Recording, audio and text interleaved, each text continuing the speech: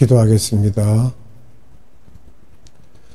사랑과 은혜가 풍성하신 아버지 하나님 감사합니다. 오늘도 주님께서 우리를 사랑하셔서 하나님의 생명의 말씀 앞으로 인도하시고 세상에 버려진 고아와 같지 않게 우리를 사랑하시는 하나님 아버지께 감사와 영광을 돌립니다. 아버지 하나님 감사합니다. 이 시간도 성령님께서 함께하여 주셔서 말씀을 선포하는 자나 듣는 자 동일한 은혜 가운데 있게 하시고 오직 하나님의 영광만 드러나게 하시며 아버지께 감사만 올릴 수 있는 복되고 귀한 시간이 되게 하여 주시옵소서. 우리에게는 한없는 은혜를 베풀어 주시길 원하옵고 감사드리며 예수님의 이름으로 기도드리옵나이다. 아멘. 오늘은 포도나무와 포도주에 대한 말씀을 나누도록 하겠습니다. 요한복음 15장 16절로 19절의 말씀을 보도록 하겠습니다. 너희가 나를 택한 것이 아니요 내가 너희를 택하여 세웠나니 이는 너희로 가서 과실을 맺게 하고 또 너희 과실이 항상 있게 하여 내 이름으로 아버지께 무엇을 구하든지 다 받게 하려 함이니라. 내가 이것을 너희에게 명함은 너희로 서로 사랑하게 하려 함이로라. 세상이 너희를 미워하면 너희보다 먼저 나를 미워한 줄을 알라. 너희가 세상에 속하였으면 세상이 자기의 것을 사랑할 터이나 너희는 세상에 속한 자가 아니요 도리어 세상에서 나의 택감을 입은 자인 고로 세상이 너희를 미워하느니라. 아멘. 요한복음 15장 25절 말씀을 봅니다. 그러나 이는 저희 율법에 기록된 바 저희가 연고 없이 나를 미웠다 한 말을 응하게 하려 함이니라. 아멘. 이 말씀은 제자들과 예수님이 핍박을 받게 되어 있는데 이것은 우연이 아니고 이미 구약에서 이런 일들이 있을 것을 예언했다는 것이며 그래서 이 예언을 응하게 하기 위하여 제자들도 핍박을 받을 것이고 예수님도 핍박을 받아왔다는 말씀입니다. 오늘 말씀은 굉장히 깊은 뜻이 들어있기 때문에 심도 있게 말씀을 드릴 텐데 잘 듣고 소화해 주시기 바랍니다. 요한복음 14장은 성만찬의 어느 정도 후반부에 들어갔었는데 요한복음 14장에서 제자들에게 말씀하시기를 내가 아버지 집으로 갈 것이고 내가 가서 처소를 예비할 텐데 다시 와서 너희들을 영접하겠다는 말씀을 하시자 도마가 그 말씀을 듣고 말하기를 어디로 가시는지 그 길을 가르쳐 달라고 했을 때 예수님께서 나는 길이요 생명이라고 하는 유명한 말씀을 하셨고 또 나를 통하지 않고는 아버지께로 갈 수 없다고 하시자 즉 낙원이지요. 또 빌립은 아버지를 보게 해달라고 하자 예수님께서는 나를 본 것은 아버지를 본 것이라고 말씀하셨습니다. 이 말씀을 끝내신 후에 성만찬 하시면서 말씀하시기를 내가 아버지께로 갈 텐데 그러면 너희들에게 다른 보혜사를 보내주시겠다고 하셨는데 여기도 다른이라는 말씀을 하신 것은 알로스로 본질은 같은데 기능이 다른 파라클레토스를 말하며 보혜사가 오시면 너희들을 고아처럼 버려두지 않으시고 이분은 진리의 영인데 이분이 오시면 너희들에게 그동안 3년 동안 설명한 것을 기억나게 하고 그 뜻도 깨닫게 할 것이니 근심하지 말고 걱정하지 말라고 하셨던 것입니다. 그리고 15장에 들어와서 말씀하시기를 같은 분위기 속에서 아버지는 농부고 나는 참포도나무요 너희는 가지라고 하시면서 제자들에게 제자의 도를 가르쳐 주셨습니다. 이 시간에는 제자의 도에 대해서 배울 텐데 너희들이 나의 제자가 될 터인데 그 제자가 되려면 하나님의 자녀들 중에 세 종류의 자녀가 있는데 그 중에서 열매도 많이 잘 맺는 가지가 있고 또 열매를 잘 맺으려고 하는 것 중에 전지를 유하는 크리스찬이 있고 또 어떤 열매는 전혀 열매를 맺지 못하고 열매를 잘 맺는 가지에서 영양분을 빼앗아 가면서 말썽을 부리고 열매 맺지 못하게 하는 가지가 있는데 이런 것은 불로 다 태워버렸다고 하시면서 너희들이 나가면 성도들 중에 이런 세 종류의 크리스찬이 있을 것을 미리 보여주셨습니다. 여기서 참 제자가 되기 위한 방법인데요. 이것은 열매를 잘 맺는 자죠. 첫째, 참 포도나무에 붙어 있어야 한다는 것과 둘째, 좋은 열매를 맺기 위해서는 전지를 당해야 한다는 거예요. 쓸모없는 가지는 쳐야 된다는 거예요. 전지는 보혜사 성령님을 보내셔서 성부 하나님이 하시며 한마디로 쓴 뿌리를 뽑아내어 성화시키는 작업입니다. 셋째는 많은 열매를 맺어야 한다는 것이에요. 아버지께서 영광 받으신다고 했죠. 이것은 창조의 목적에 부합된 사람이기 되기 때문에 삼위 하나님이 영광을 받으신다는 것입니다. 이렇게 참 제자가 되면 내 종이 아니라 너희들은 내 친구라고 예수님께서 말씀하십니다. 이런 배경 속에 오늘 말씀을 하고 계십니다.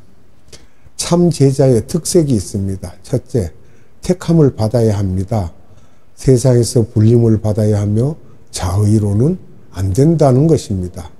요한복음 15장 16절에 말씀하시기를 너희가 나를 택한 것이 아니고 내가 너희를 택하였다고 하십니다. 또 요한복음 15장 19절에는 너희는 세상에 속한 자가 아니고 도리어 세상에서 나에게 택함을 받은 자라고 하셨습니다. 여기에서 너희들은 성부께서 예수님을 통하여 이 세상에서 끌어낸 자라는 뜻입니다. 둘째로 이 세상에서 미움을 받고 핍박을 받아야 한다는 것인데 여기에서 제자가 있죠. 목사, 전도사, 선교사가 되면 일반적인 생각으로는 출세하고 부자가 되고 쉽게 성공하고 존경의 대상이 되는 것이 아니라 목사, 전도사, 선교사, 장로, 권사들을 세상 사람이 볼 때 가난해 보이고 무시당하고 조롱당하고 멸시를 받게 될 것이라는 말씀으로 너희는 이 세상으로부터 핍박을 받게 되어 있다는 것입니다. 여기서 택함을 받는다는 것에 대하여 더 말씀을 드리겠습니다. 누가 제자를 택하는가? 요한복음 15장 16절을 봅니다. 너희가 나를 택한 것이 아니요 내가 너희를 택하여 세웠나니 이는 너희로 가서 과실을 맺게 하고 또 너희 과실이 항상 있게 하여 내 이름으로 아버지께 무엇을 구하든지 다 받게 하려 함이니라. 아멘. 여기서 내가라고 하시는 분은 예수님이시죠.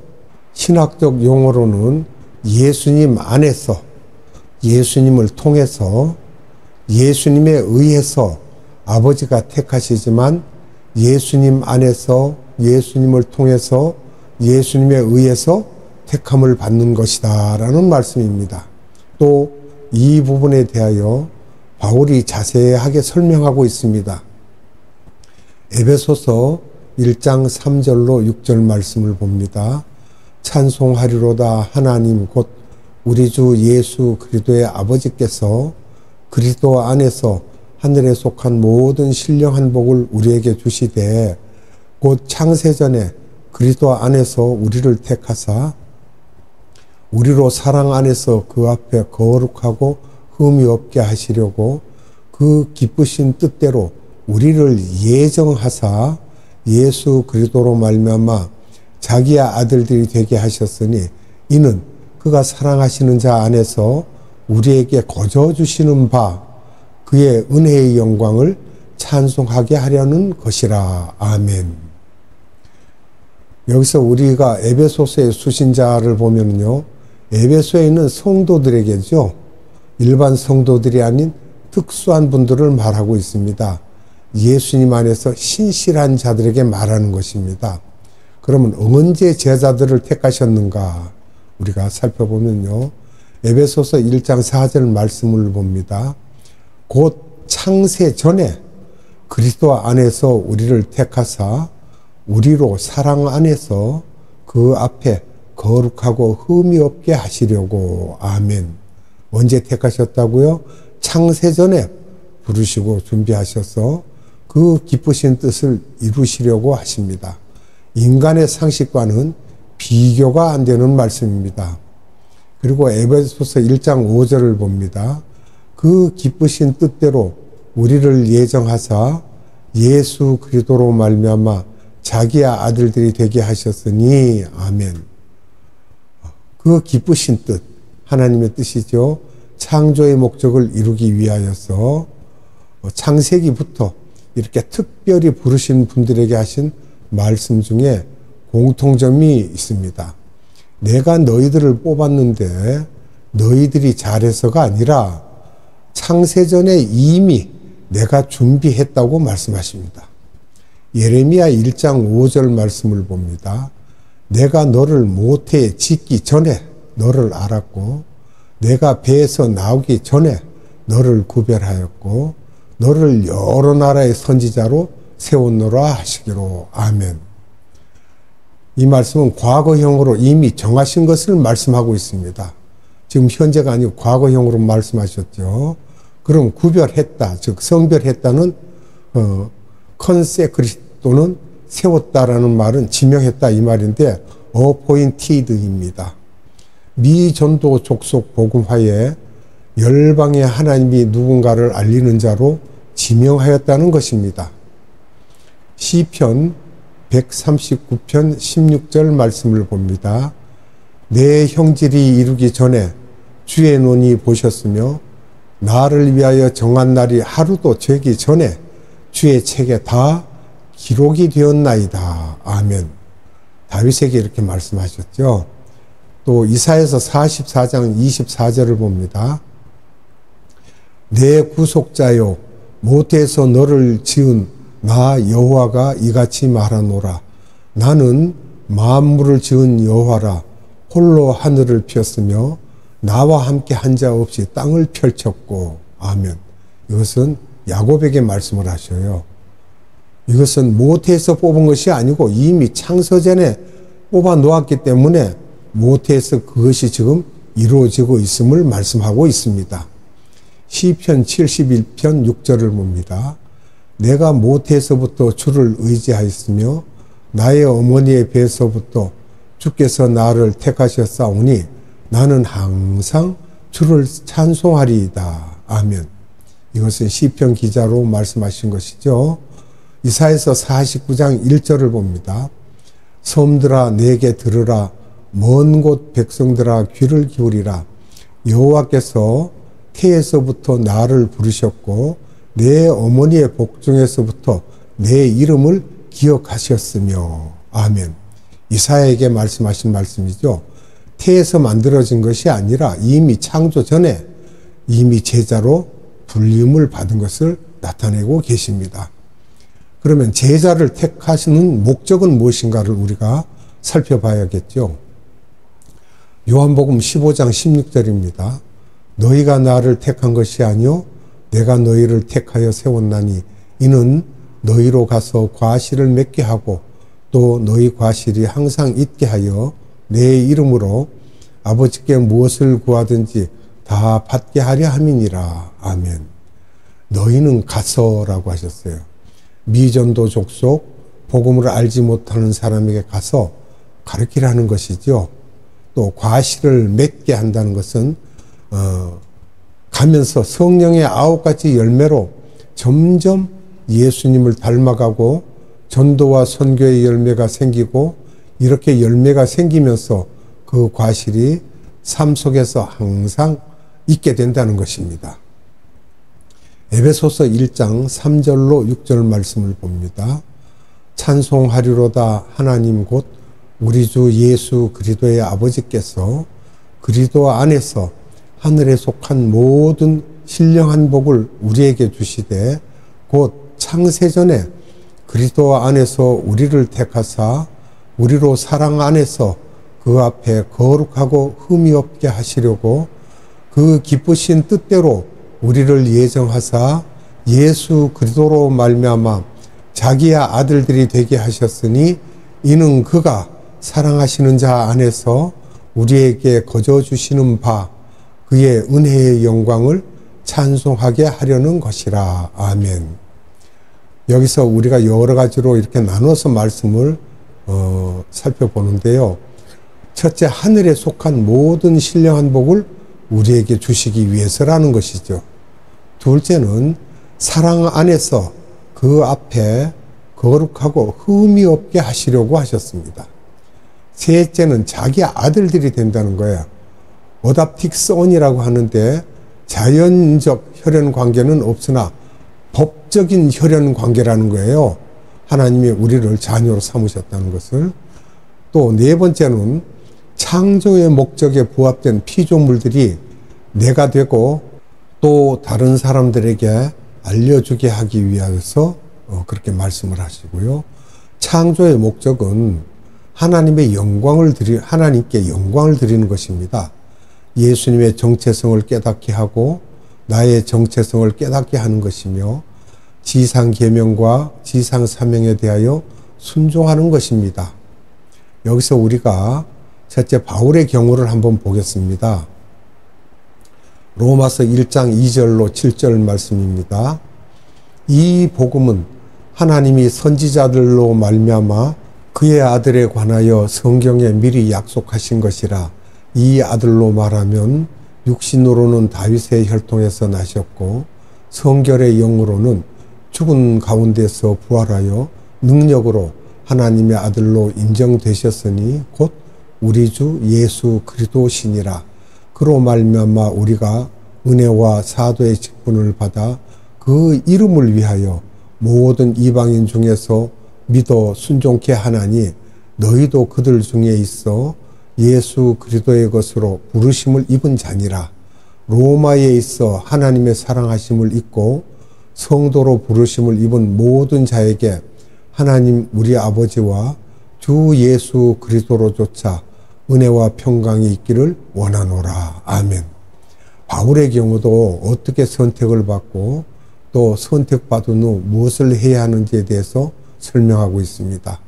바울이 복음을 전파하기 위하여 불림을 받았다는 것이고 이 복음은 예수이며 예수님이 누구인지를 깨닫고 그 예수가 하나님의 아들임을 말해주기 위해서 내가 택함을 받았다고 하면서 나는 특별히 이방 사람들에게 알려주기 위해서 택함을 받았다는 것으로 이렇게 말을 하고 있습니다.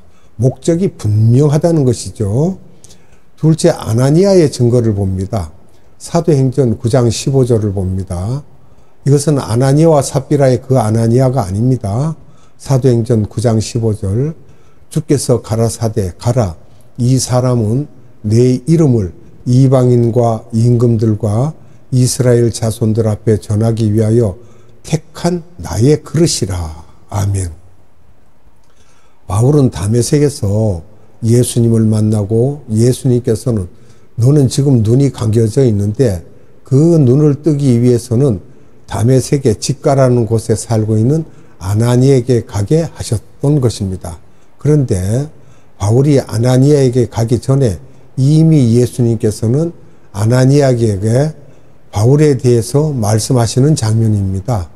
내 이름, 즉 내 이름이라고 말씀하신 것은 예수님의 이름이며 이것은 예수님의 정체성을 말하고 있는 것입니다.